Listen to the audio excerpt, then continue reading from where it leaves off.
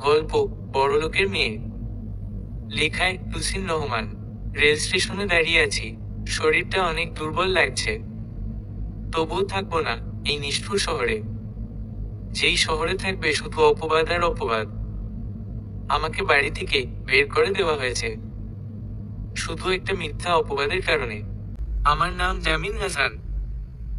আমার বাবা চাকরি করে, আর আমার মা ছোটবেলায় আমি বুঝার আগেই মারা গিয়েছেন। তখন আমার দেখাশোনা করার জন্য বাবা আরেকটা বিয়ে করে আনেন, আর তখন থেকেই আমার জীবনটা এলোমেলো হয়ে গিয়েছে। যাই হোক, একসময় আমার সৎমার একটি মেয়ে সন্তান হয়। মেয়েটার নাম শ্রাবন্তী। শ্রাবন্তীর যখন 10 বছর, তখন থেকে সৎমা আমাকে বাড়ি ছেড়ে দিতে বলছেন। কিন্তু এতদিন পড়াশোনা আর বাবার জন্য যেতে পারেনি। কিন্তু এর কয়েক মাস পর আমার জীবনে এমন একটা দিন আসলো, যে দিনটা আমি কখনো ভুলতে পারবো না। দিনটি ছিল শনিবার। সৎমার এক ভাগ্নি আসছে আমাদের বাড়িতে। মেয়েটা দেখতে ভালোই। মেয়েটার নাম রাইসা। সেদিন রাতে সবার খাওয়া শেষে আমি খেতে গেলাম। এটি আমার প্রতিদিনের রুটিন। আমি খেতে বসলাম, হঠাৎ সেখানে রাইসা আসলো, আর আমাকে দেখে চিৎকার দিয়ে বলতে লাগলো, খালা তুমি। রাইসাকে আমি আর কিছু বলতে দেইনি।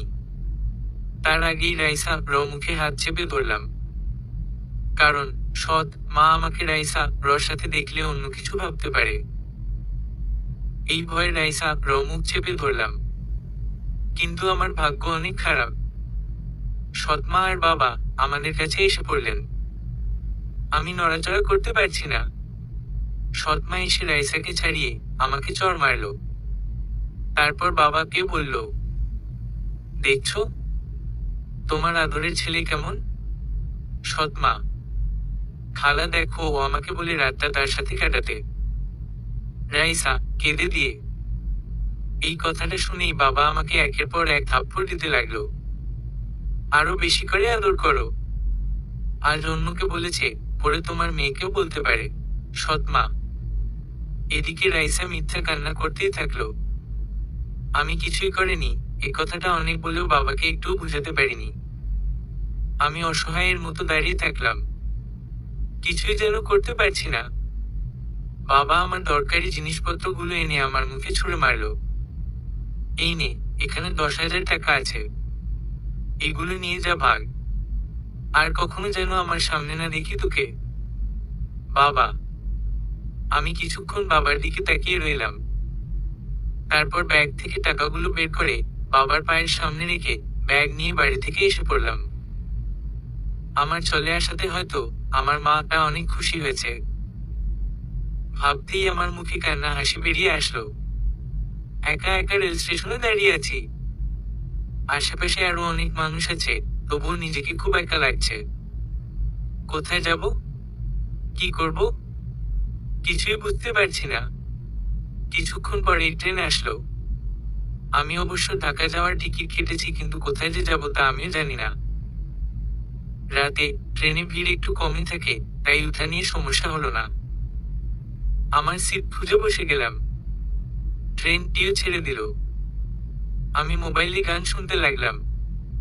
আমার তো পড়ালেখা হলোই না, এখন কাজ করতে হবে। ভাবছি ইট কারখানায় কাজ করব, দেখি কি হয়। ঢাকায় পৌঁছে গিয়েছি। এর আগে আমি কখনো ঢাকায় আসিনি, তাই এখন ঢাকা শহরটাকে দেখে অবাক না হয়ে পারলাম না। বড় বড় বাড়ি, গাড়িগুলো অনেক সুন্দর লাগছে। হাঁটতে লাগলাম, গন্তব্য বহুদূর। পথে দেখলাম গাড়ির ড্রাইভার নিয়োগ পোস্টার। ঠিকানা নিয়ে সেখানে পৌঁছে গেলাম। আমার মতো অনেক ছেলে এসেছে সেখানে। মনে হয় না আমি চাকরি পাবো, তবুও লাইনে দাঁড়িয়ে গেলাম। সকালে আমাদের বাড়িতে। রাইসা, তোকে যে কিভাবে কি দিব বুঝতে পারছি না। মা।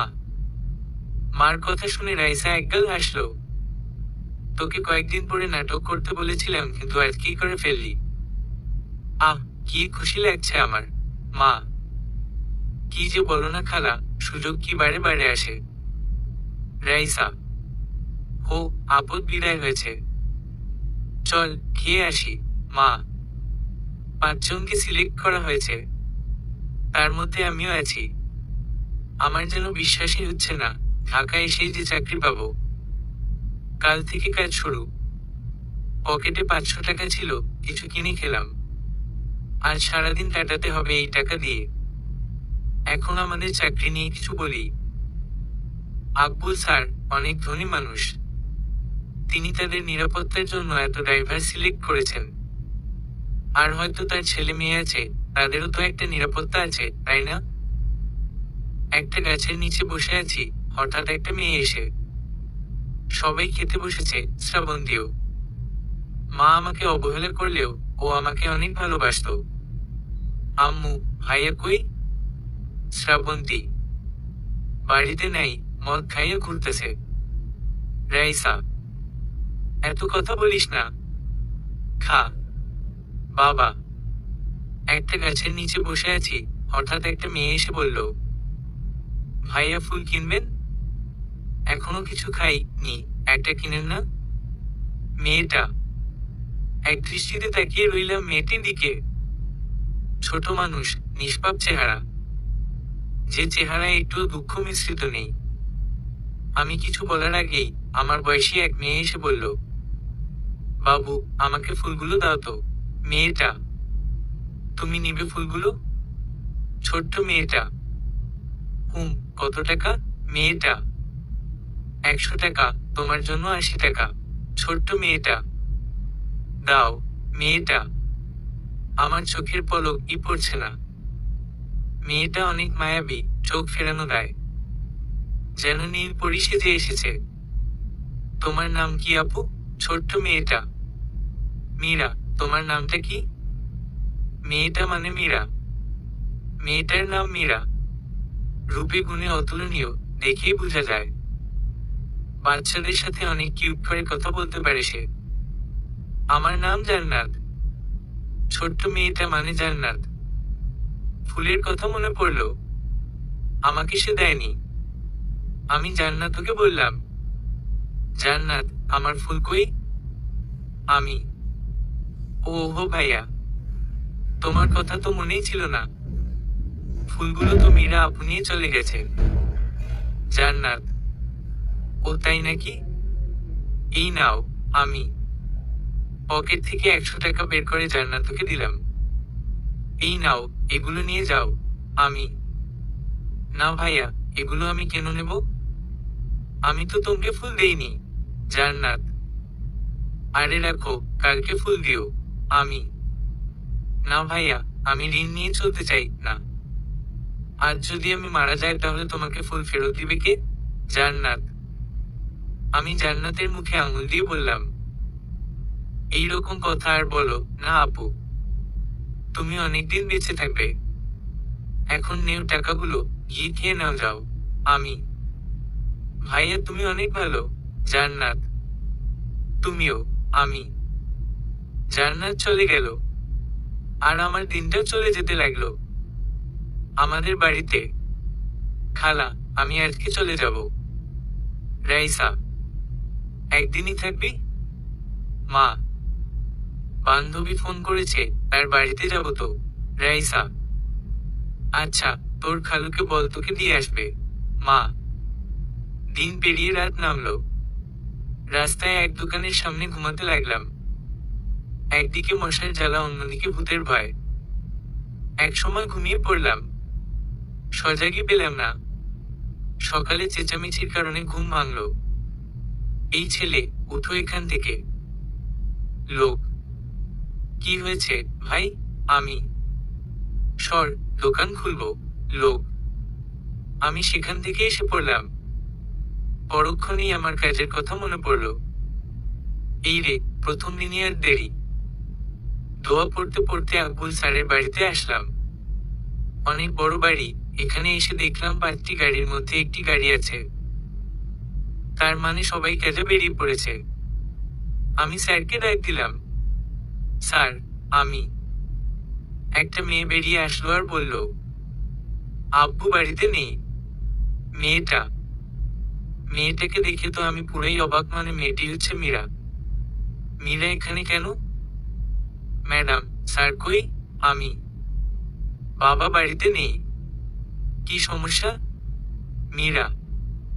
সমস্যা নাই, আমারে স্যার ড্রাইভারের চাকরি দিছে তো। উনি কই গেছে? আমি। মীরা কিছুক্ষণ কি যেন ভেবে বলল, ও আপনি সেই ড্রাইভার, এত দেরি কেন?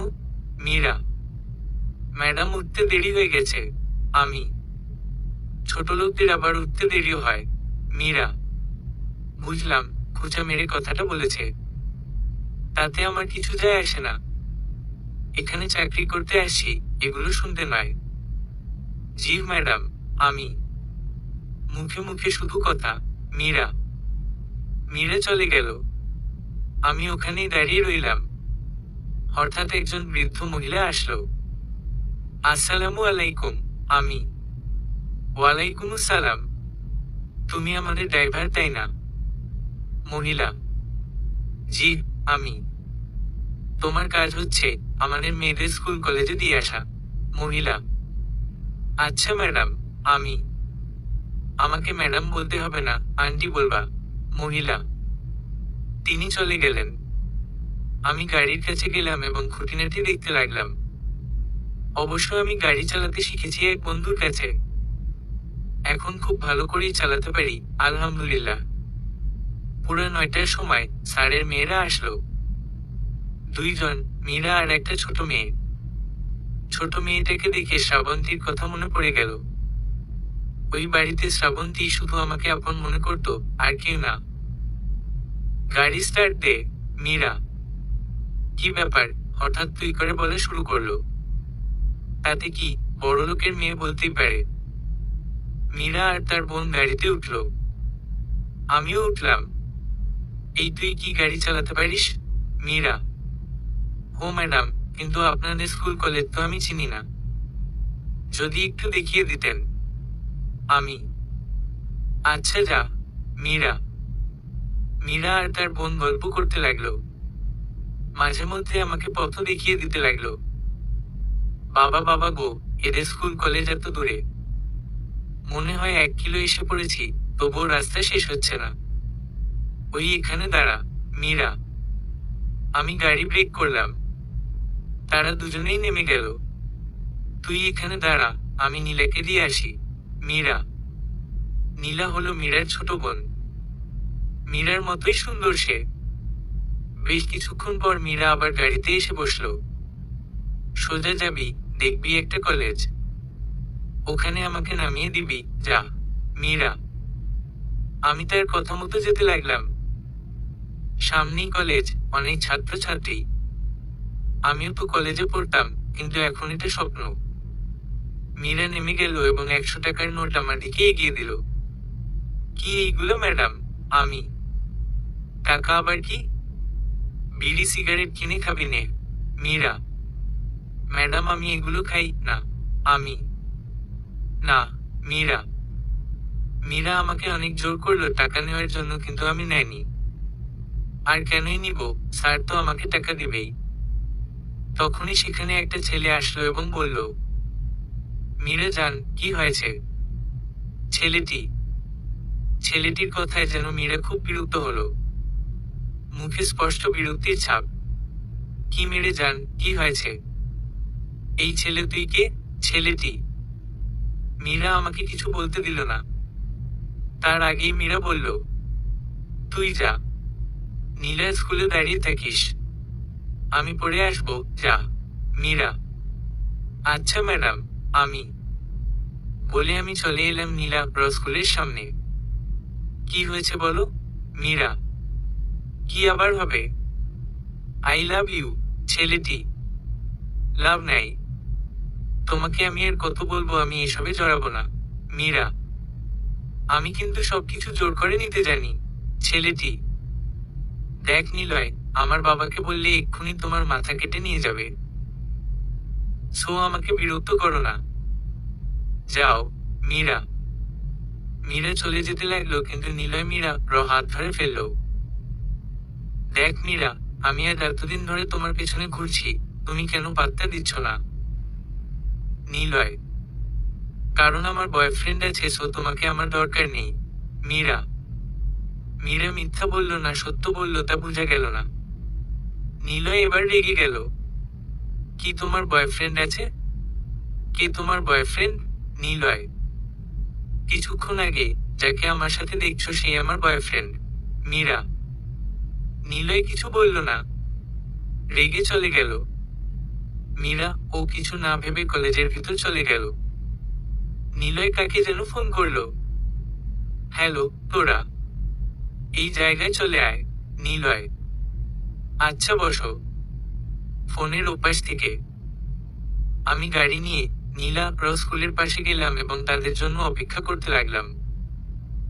হঠাৎ কয়েকটা মোটর সাইকেল আমাকে ঘিরে ধরলো। একটা ছেলেকে দেখে আমি অবাক হলাম, কারণ এই ছেলেটা হলো নিলয়। তারা আমার কাছে এসে আমাকে ধাক্কাতে লাগলো। কি হয়েছে ভাই, আমাকে ধাক্কা দিচ্ছেন কেন? আমি। মীরার সাথে তোর সম্পর্ক কতদিনের? নিলয়। কিসের সম্পর্ক? মীরা ম্যাডামের সাথে আমার কোনো সম্পর্ক নাই। আমি। মীরা যে বলল তুই নাকি ওর বয়ফ্রেন্ড। নিলয়। মাথাটা ঘুরে গেল। কি বলে? মীরা বলবে তাও আবার আমাকে। নিলয় আমাকে হাসালো। না, আমি মীরা ম্যাডামের বয়ফ্রেন্ড নয়। আমি তাদের ড্রাইভার। আমি। তাই নাকি? এই ব্যাটারি সবাই তুলে দে, তাইলেই সব কইব। নিলয়। এরপর সবাই আমাকে মারতে লাগলো। অনেক ব্যথা লাগছে আমার, তবুও তারা মারছে। অনেক আকুতি মিনতি করতে লাগলাম, কিন্তু তারা মারছেই। রক্ত দিয়ে ভরে গেল আমার সারা শরীর। এক সময় জ্ঞান হারালাম আমি। মীরা ক্লাসে আসলো। এরপর সে তার বান্ধবীদের কাছে গেল। কিরে মীরা, আজকাল সুন্দর ছেলে নিয়ে ঘুরছ, কারণটা কি? মীরার এক বান্ধবী শায়লা। ও শায়লা, ছেলেটা সুন্দর আছে, আমিও দেখছি। মীরা, ছেলেটা কে রে? মীরার আরেক বান্ধবী দিয়া, আমাদের ড্রাইভার। মীরা। সবার মাথায় এবার বাদ পড়ল। একসাথে বলে উঠল, কি ড্রাইভার? সবাই অবাক হয়ে। হ্যাঁ, কোনো সন্দেহ আছে? মীরা। এত সুন্দর ছেলে তোদের ড্রাইভার, আমার তো বিশ্বাসই হচ্ছে না। শায়লা। আমারও। দিয়া। তোদের বিশ্বাস দিয়ে পানি খা, চল ক্লাসে যায়। মীরা। চল। শায়লা, দিয়া। এরপর মীরা আর তার বান্ধবীরা ক্লাসে চলে গেল। দুর্বলভাবে চোখটা খুললাম। দেখলাম আমি হাসপাতালে। কিন্তু আমাকে এখানে নিয়ে আসলো কে? হঠাৎ কেউ বলে উঠল, কে তুমি বাবা? সামনে তাকালাম, দেখলাম আমার সামনে একজন বৃদ্ধ লোক দাঁড়িয়ে আছেন। লোকটাকে চিনলাম না। লোকটা আবার বলল, তুমি কে? লোক। আমি আমি আমি মুখ দিয়ে কোনো কথা বের হচ্ছে না। সেটা লোকটা বুঝতে পারল। আচ্ছা রেস্ট নাও, পরে কথা হবে। লোক বলে লোকটা চলে গেল। আমি কিছুই বুঝতে পারছি না। নীলা, দের স্কুল ছুটি। সে বাইরে এসে দেখে গাড়ি আছে কিন্তু ড্রাইভার নেই। নীলা এদিক ওদিক তাকালো, কিন্তু ড্রাইভারকে কোথাও দেখতে পেল না। বাধ্য হয়ে সে গাড়িতে এসে বসে গেল। হঠাৎ, নীলা, ড্রাইভার কই? মীরা। নীলা তাকালো, দেখলো তার বড় বোন মীরা। জানি না তো আপু। নীলা। শালার বেটা যে কই গেছে? মীরা। আপু, আমি কিন্তু বিয়ে করি নাই। নীলা। বিয়ের কথা কই থেকে আসলো? মীরা। তুমি যে ড্রাইভারকে শালা ডাকলা, তার মানে ড্রাইভার আমার জামাই। আর আমার জামাইটা না খুব সুন্দর, তাই না? নীলা। কি? মীরা। মীরা ধমক দিল নীলাকে। নীলা ভয় পেয়ে গেল। নীলাকে ভয় পেতে দেখে মীরা ফিক করে এসে দিল। আবার কিছুক্ষণ পরেই তারা দুইজনেই এসে দিল। বাবা, তুমি হাসপাতালে? তোমার কিছু হয়েছে? একটা মেয়ে। না মা, আমার কিছু হয় নাই। লোক। তবে তুমি হাসপাতালে কেন? মেয়ে। একটা ছেলেকে নিয়ে এসেছি। ছেলেটাকে কে যেন মেরেছে। লোক। ও তোমার কিছু হয়নি, আমি তো ভয় পেয়ে গিয়েছিলাম। মেয়ে। ভয়ের কি হলো? লোক, আচ্ছা, আমি ছেলেটার সাথে দেখা করে আসি। মেয়ে, না, এখন যাওয়া যাবে না, ও রেস্ট করছে। লোক, একটু দেখেই চলে আসবো বাবা। মেয়ে, আচ্ছা যা। লোক, মেয়েটি ছেলেটার কাছে গেল। নিষ্পাপ চেহারাটা দেখেই মেয়েটার মন ভরে গেল এবং মনে মনে বলল, এরকম ছেলেও আছে বাংলাদেশে। কত সুন্দর। চোখ সরাতে পারছে না সে, একধানে তাকিয়ে রইল ছেলেটির দিকে। আমার মনে হচ্ছে কেউ আমার আশেপাশেই আছে। চোখটা খুললাম, দেখলাম একটা মেয়ে একধানে আমার দিকে তাকিয়ে আছে। আমার চোখ খুলে দেখে মেয়েটি হকচকিয়ে উঠল। স্বাভাবিক হয়ে ওঠার চেষ্টা করলো। হাই, আমি মায়া। মেয়েটি, হুম, আমি। হুম কি, কথা বলতে পারে না। মেয়েটি মানে মায়া। আমি মাথা নাড়িয়ে না উত্তর দিলাম। মায়া মনে মনে বলল, এত সুন্দর ছেলে কথা বলতে পারে না। মায়া যেন খানিকটা বিরক্ত হলো। আচ্ছা আমি যাই, থাকেন। মায়া, ওম। আমি আমি এমনই ওম করলাম।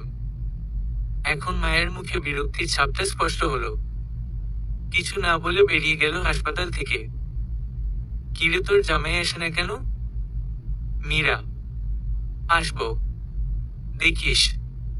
নীলা, দাঁড়া, বাবাকে ফোন করছি। মীরা মীরা তার বাবাকে ফোন করলো। প্রথমবার ধরলো না, কিন্তু পরের বার ধরলো। কি মামনি, বাড়িতে আসো না কেন? মীরার বাবা, আসমু কেমনে, ড্রাইভার ই তো নাই। কি ড্রাইভার দিছ, সাথে থাকে না। মীরা, কি, আচ্ছা তোমরা অন্য গাড়িতে আসো। মীরার বাবা, কিন্তু আমাদের গাড়ির কি হবে? মীরা, আমি ড্রাইভার পাঠিয়ে দিচ্ছি, ওরা গাড়ি নিয়ে আসবে, তোমরা এসে পড়ো। মীরার বাবা, আচ্ছা। মীরা ফোন কেটে দিল। তারপর দুজনই গাড়ি থেকে নেমে অন্য গাড়ি দিয়ে বাড়িতে এসে পড়ল। আমি হাসপাতালে শুয়ে রেস্ট নিচ্ছি, এমন সময় আমার কাছে কেউ একজন আসলো। এই নে, খেয়ে নে, বাবা পাঠিয়েছে। দেখলাম মায়া, কিন্তু মীরার মতো সেও তুই করে বলা শুরু করলো কেন? কি, কথা কানে যাচ্ছে নাকি কানে শুনতে পাস না? মায়া, মনটা একটু খারাপ হয়ে গেল। মানুষ আমার ভেতর কি এমন দেখে যে প্রথমে ভালো ব্যবহার করে পরে খারাপ ব্যবহার করে। আমাকে চুপ থাকতে দেখে মায়া বলল, ও, তা গরিবের পেটে ক্ষুধা নেই। মায়া বলে আমাকে একটা থাপ্পড় মারলো। এর কারণ আমি খুঁজে পেলাম না। থাপ্পড় খেয়ে আমি হতভম্ব হয়ে গেলাম। না খেলে নাই, জোর করে খাওয়াতে পারতাম না। মায়া এবার মায়া খাবারগুলো নিয়ে চলেই গেল। ক্ষুধা লাগছে অনেক, কিন্তু আমার কিছুই করার নেই। আসছো মামুনিরা? স্যার। হুম। ড্রাইভার কই? মীরা, জানি না তো, শালা কই গেছে। কালকে তো আসবে, তখন দেখে নিব। স্যার। নীলা এবার কাঁদো কাঁদো সুরে বলল। আব্বু তুমি এসা? নীলা নীলা পুরোটুকু না বলতেই মীরা নীলার মুখে হাত চেপে ধরল। ওই, তুই ফ্রেশ হয়ে আসো, যা। মীরা মীরা নীলার মুখ ছাড়, ওকে বলতে দাও। স্যার। কিছু না বাবা, তোমার শুনতে হবে না। ওই তোরে যেতে বললাম না। মীরা নীলা মন খারাপ করে চলে গেল। মীরাও তার রুমে চলে এলো। আমি আর থাকতে পারবো না হাসপাতালে, আমাকে চলে যেতে হবে। নতুন চাকরি পেয়েছি, সেখানে যদি না থাকি তাহলে তো চাকরিটা আর থাকবে না। আমি বের হয়ে ডাক্তারের চেম্বারে গেলাম। স্যার, আমি হাসপাতালে আর থাকতে চাই না। আমার কত টাকা হয়েছে? আমি কি এখন যাবেন মানে? আপনি এখন পুরোপুরি সুস্থ নন। আপনার সুস্থ না হওয়া পর্যন্ত আমরা আপনাকে ছাড়তে পারবো না। ডাক্তার, আমি সুস্থই আছি, এখন বলেন আমার কত টাকা হয়েছে? আমি আপনার টাকা দেওয়া লাগবে না, টাকা একজন দিয়ে গেছেন। আপনি যান, রেস্ট নেন। ডাক্তার।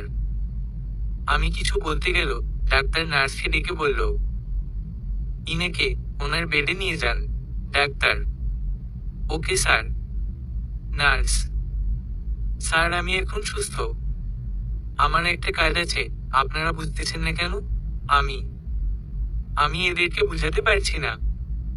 সন্ধ্যা সন্ধ্যা ভাব, আমাকে এখনই যেতে হবে, না হলে যে চাকরিটা আর থাকবে না। স্যার, আমাকে যদি ঔষধ দেওয়া লাগে তাহলে দেন, তবুও আমি থাকতে পারবো না।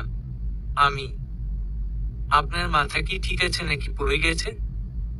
বললাম আপনার রেস্ট নেওয়া লাগবে। ডাক্তার এবার একটু জোরেই কথাগুলো বলল, কিন্তু তবুও আমি আর থাকতে পারবো না।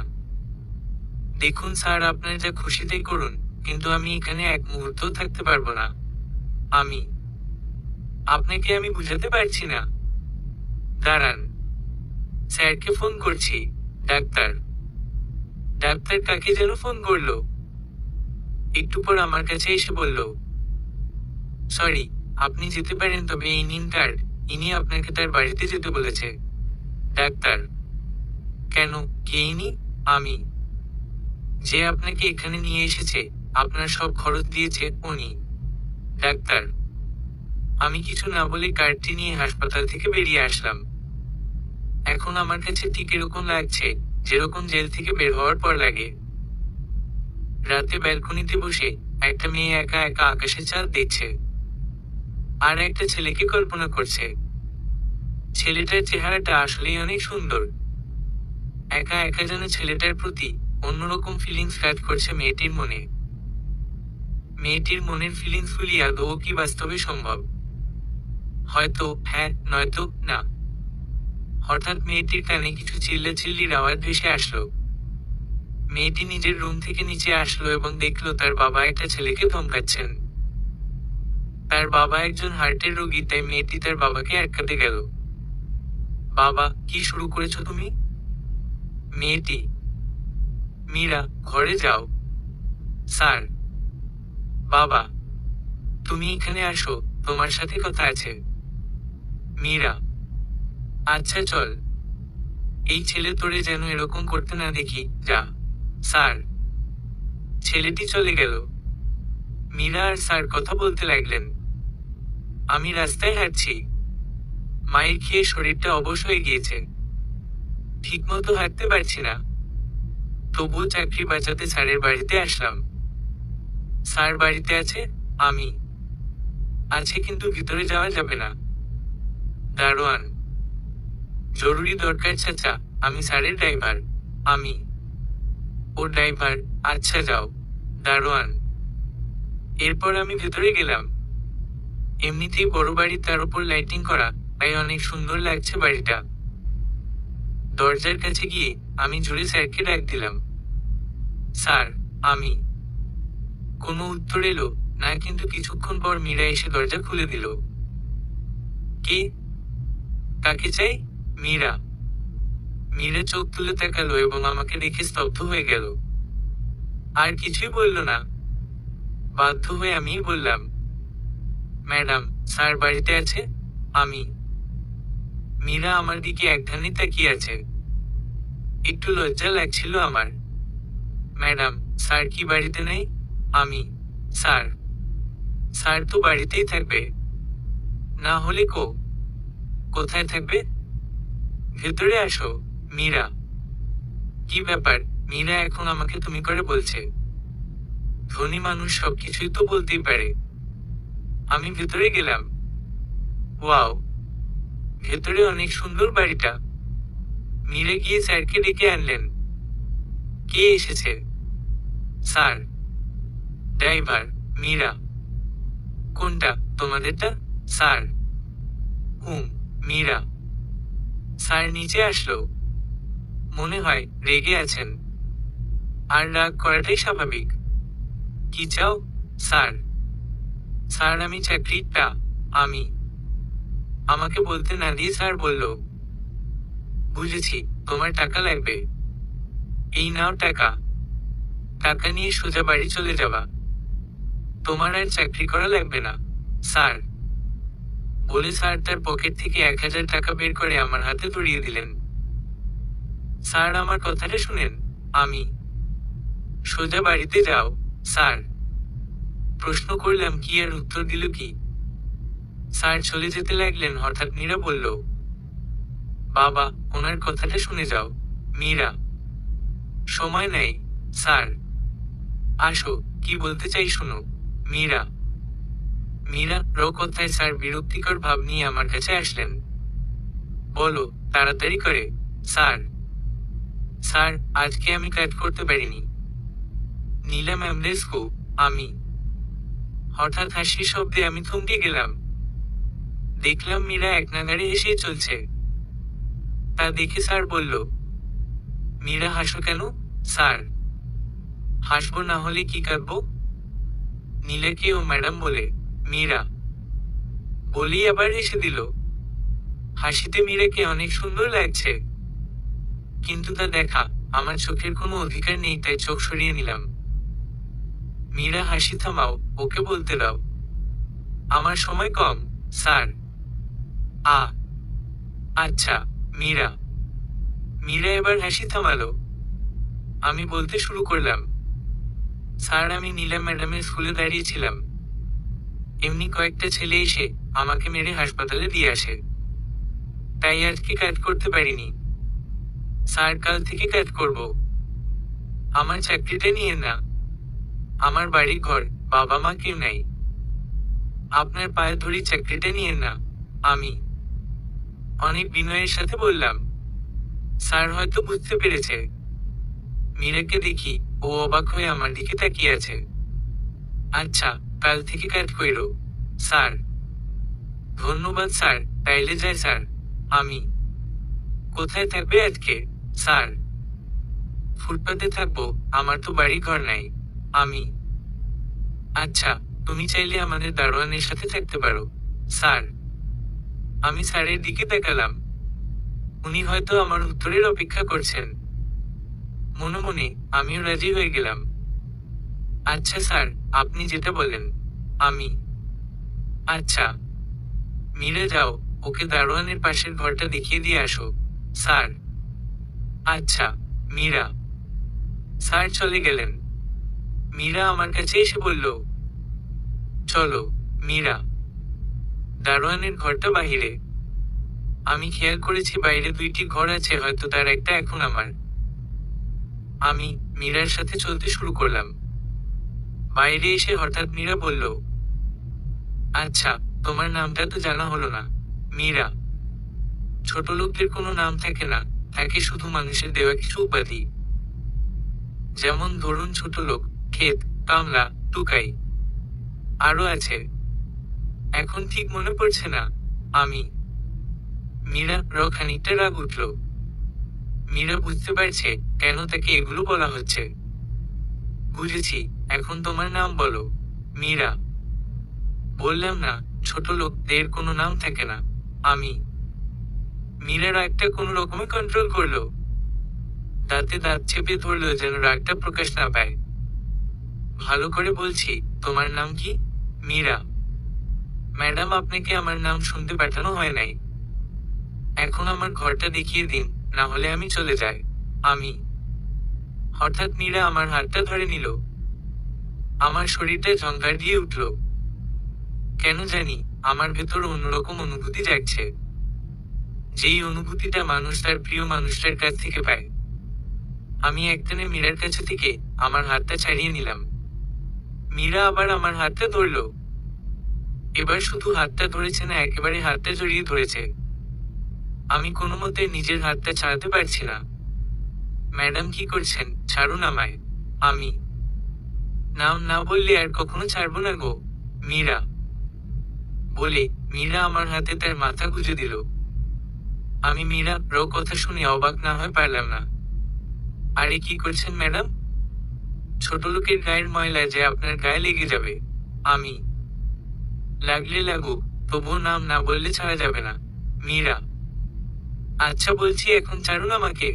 আমি না না, আমি তোমার নাম না জেনে তোমার হাত কখনোই ছাড়বো না। মীরা আচ্ছা বলছি, আমার নাম জামিন। হয়েছে, এখন ছাড়ুন আমাকে। আমি। মীরা আমার হাতটা ছেড়ে দিল। আমি একটু স্বস্তির নিঃশ্বাস ফেললাম। কেউ দেখে নাই, দেখলে হয়তো এখানেও আমার জায়গা হতো না। আচ্ছা চলো। দাঁড়াও, আরেকটা কথা, আমাকে ম্যাম বলে ডাকতে হবে না। মীরা। আমি কিছুই বললাম না। মীরার সাথে যেতে লাগলাম। আমাকে ঘরটা দেখিয়ে মীরা চোখ টিপি মেরে দৌড় দিল। এর কারণ আমি খুঁজে পেলাম না। হঠাৎ ম্যাডামের কি এমন হলো যে আমার সাথে এত ভালো ব্যবহার করা শুরু করেছে? রাত 10টায় আমি ঘুমানোর প্রস্তুতি নিব, এমন সময় দারোয়ান এসে বলল, ভালো হয়ে যাও মনু। দারোয়ান। কেন চাচা? আমি। তুমি যে ম্যাডাম লগেই শুরু করছো। কি মনে করো আমি কিচ্ছু দেখি নাই? দারোয়ান। দারোয়ান চাচার কথা শুনে আমি ভেবাচেকা খেয়ে গেলাম। না চাচা, আমি তো কিছুই করি নাই। আমি। দেখছি আমি তুমি কিছু করো নাই। কিন্তু আমি তোমারই সাবধান করে দেয়, গরিব হয়ে ধনীর মধ্যে গভীর সম্পর্ক কইরো না। এক সময় আমিও করছিলাম, দেখো এখন। আমি এখন দারোয়ান। আর সে আমাকে তালাক দিয়ে অন্য ছেলের লগে চলে গেছে। গরিবরা ধনীদের মন কখনোই বুঝতে পারবে না। তাই তোমাকে বলছি, ধনীদের সাথে সম্পর্ক কইরো না। দারোয়ান। চুপ করে চাচার কথাগুলো শুনলাম। দারোয়ান চাচা নিজের চোখ দুটো মুছে নিলেন। চাচার স্ত্রী পালিয়ে গেছে বলাই আমার মনটা খারাপ হয়ে গেল। না চাচা, আমি এই ধরনের সম্পর্কে নাই। আমি। হুম, ভালো করে থাইকো, এখন ঘুমাও। চাচা। দারোয়ান চাচা চলে গেলেন। আমি একটা স্বস্তির নিঃশ্বাস নিলাম। আমাকে আর কত বিপদের মধ্যে পড়তে হবে আমিও জানি না। এসব ভাবতে ভাবতে ঘুমিয়ে গেলাম। আম্মু, আমার একটু ঢাকা যাওয়া লাগবে। রাইসা। কেন, এখন ঢাকা গিয়ে কি করবি? তার মা। বান্ধবীর বাড়িতে যেতে হবে। রাইসা। পড়ে গেলে হবে, এখন যাওয়া লাগবে না। তার মা। না আম্মু, যাওয়াই লাগবে, অনেক দরকার। রাইসা। আমি কিছু বলতে পারবো না, যা তোর বাবাকে গিয়ে বল। তার মা। রাইসা বিরক্ত হয়ে তার বাবার কাছে গেল। সে মনে করেছিল তার মাকে বুঝিয়ে, মাকে দিয়ে তার বাবাকে বলাবে। কিন্তু এখন হয়ে গেল তার পুরো উল্টো। তারই যেতে হচ্ছে তারা বাবার কাছে। বাবা, আমার একটু ঢাকা যাওয়া লাগবে। রাইসা। কেন? তারা বাবা। মীরাদের বাড়িতে যাব। পরশু মীরার জন্মদিন তো। রাইসা। ও তাহলে কালকে যেও। তার বাবা। আচ্ছা বাবা। রাইসা। রাইসা অনেক খুশি হলো। বাইরে তার মা দাঁড়িয়ে আছেন। তার মাকে দেখে রাইসা বলল, দেখছো, বাবা তোমার মতো কিপটে না। তুমি যত কিপটের ফ্যাক্টরি। রাইসা।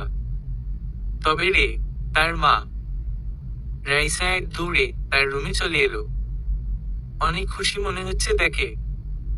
আমি সকালে ঘুমাচ্ছি, এমন সময় কে যেন আমাকে ডাকতে লাগলো, জামিন, দরজা খুলো। আমি ঘুমের ধুলতে ধুলতে দরজা খুলে দিলাম। দেখলাম মীরা, কিন্তু মীরা আমাকে ডাকছে কেন? জামিন, রেডি হয়ে নাও, আমরা স্কুল কলেজে যাব। মীরা। ও আচ্ছা, আপনারা আসেন, আমি বেরোচ্ছি।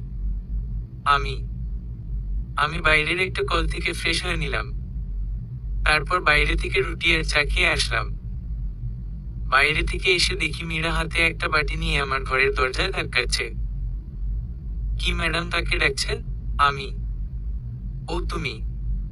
তোমাকেই তো ডাকছি। মীরা। কেন? আমাকে কেন ডাকছেন? আমি।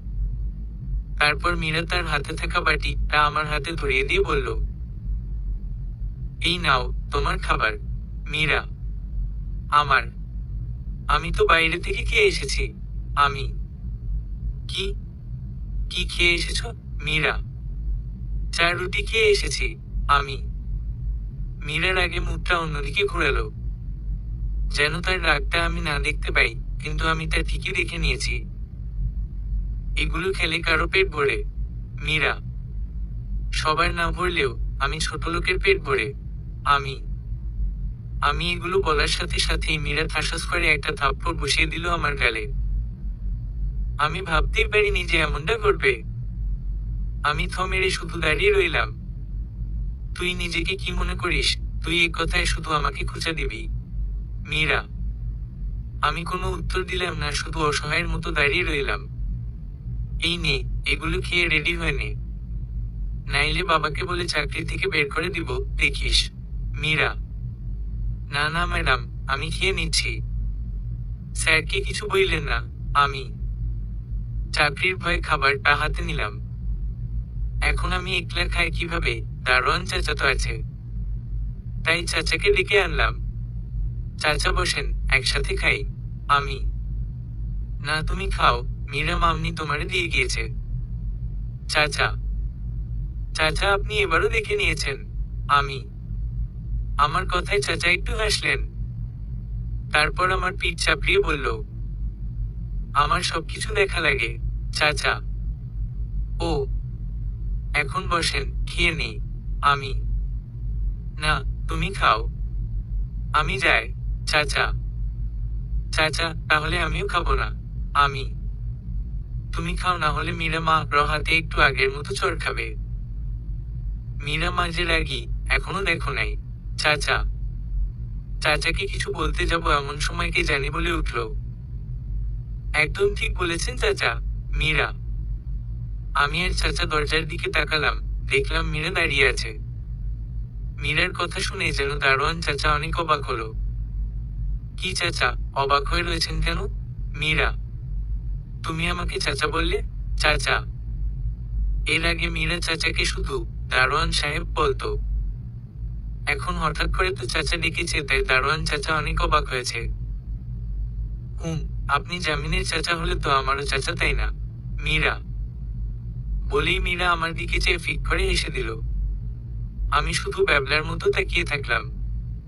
চাচা আপনিও খেয়ে নিন, এখানে দুইজনের খাবারই দেওয়া আছে। মীরা। মীরা চলে গেল। আমি আর চাচা গল্প করতে করতে খেয়ে নিলাম।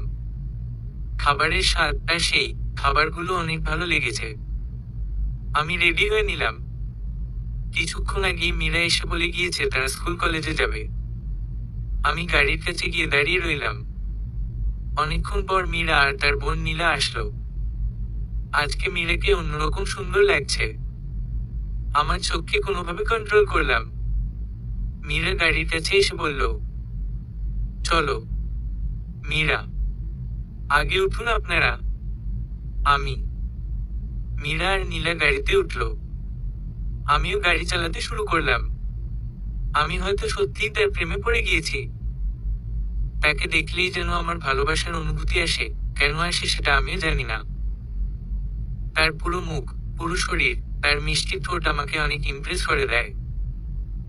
এ ভাবনায় মগ্ন একটি মেয়ে কারো ধাক্কায় সে নিজের মধ্যে ফিরে এলো। আপু।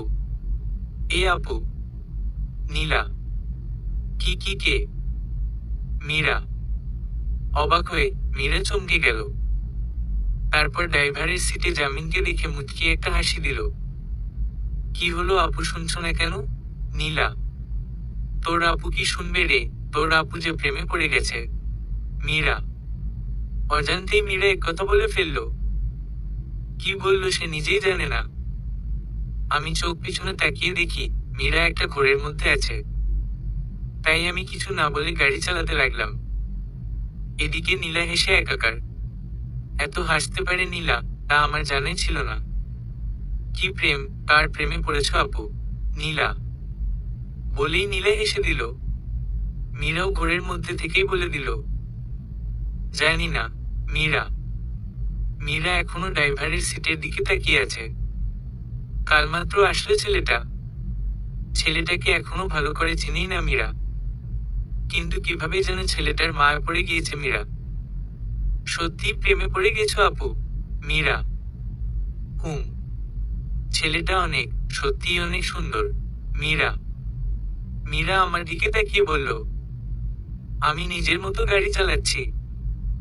যার প্রেমেই পড়ো আপু, আমার জামাই এর প্রেমে কিন্তু পড়তে পারবে না। নীলা। হ্যাঁ। নীলা এগুলো কি বলে? কেবল মনে হয় 6-7-এ পড়ে, কিন্তু তারও জামাই আছে। আকাশ থেকে মাটিতে পড়লাম আমি। ছোট ম্যাডাম, আপনি এই বয়সেই বিয়ে করে নিয়েছেন। আমি আমি কৌতূহল না সামলাতে পেরে বলেই দিলাম। আমার কথা শুনে মীরা ফিক করে এসে দিল। আপু, ওর নাম কি? নীলা। নীলা আস্তে আস্তে মীরাকে বলল, যেন আমি শুনতে না পাই। জামিন? কেন? কি করবি? মীরা: কিছু না। নীলা। মীরা আর নীলা ফিসফিসির কথাগুলো বলল। এবার নীলা স্বাভাবিকভাবেই বলল, জামিন, শুনো, নিজের বউকে কখনো ম্যাডাম বলতে হয় না, এটা তুমি জানো না? আর আমি ছোট না, বুঝছো? নীলা। নীলার কথা শুনে আমি গাড়িটা ব্রেক করে ভয়ে ভয়ে বললাম, নিজের বউ মানে? আমি নিজের বউ ই তো। তোমাকে না আমার অনেক ভালো লাগছে। তুমি অনেক সুন্দর। I love you. নীলা। আমি তো মেরে গেলাম। বলি কি, ছোট্ট একটা মেয়ে, তার নাকি আমাকে পছন্দ হয়েছে। আমার মুখ কেন যেন তালা গেল, কিছুই বলতে পারছি না। নীলা: এগুলো কি শুরু করলি? তোর বড় ভাই লাগে, বুঝছোস, সম্মান দিয়ে কথা বলবি। আর যেন এরকম কথা না শুনি। মীরা। মীরা রেগে কথাগুলো বলল নীলাকে। নীলা ভয়ে চুপসে গেল। জামিন, গাড়ি চালাও, তাড়াতাড়ি যেতে হবে। মীরা: আ আচ্ছা ম্যাডাম। আমি আমি আর কিছু না ভেবে গাড়ি চালাতে লাগলাম। ছোট মানুষ হয়তো মজা করেছে আমার সাথে। নীলাদের স্কুলে চলে আসলাম।